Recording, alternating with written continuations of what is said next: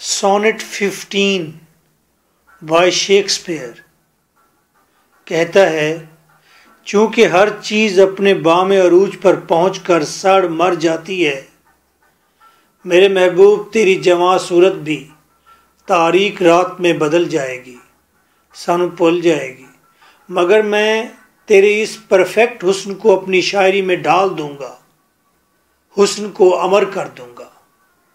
Line to line translation of sonnet 15. This is your host lecturer M.K. Bhatta. Line 1۔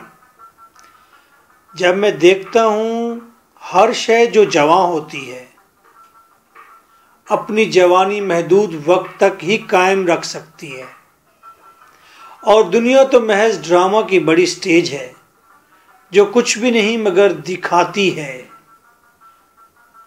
کہ ستارے خفیہ اثر سے سب کنٹرول کرتے ہیں۔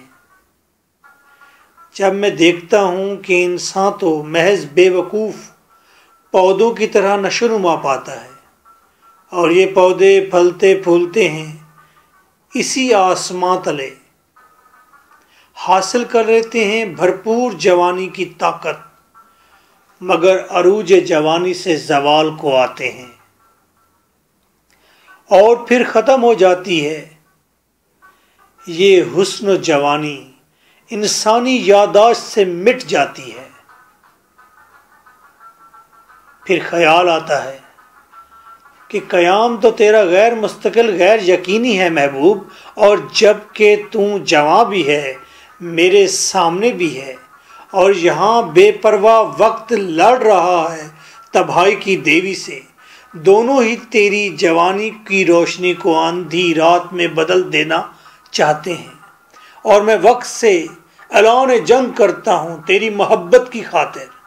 وقت اگر تجھ سے تیری جوانی چھین بھی لے تو میں تجھے نئی جوانی عطا کروں گا۔ کیسے؟ تیری جوانی کو اپنی شاعری میں ڈھال دوں گا۔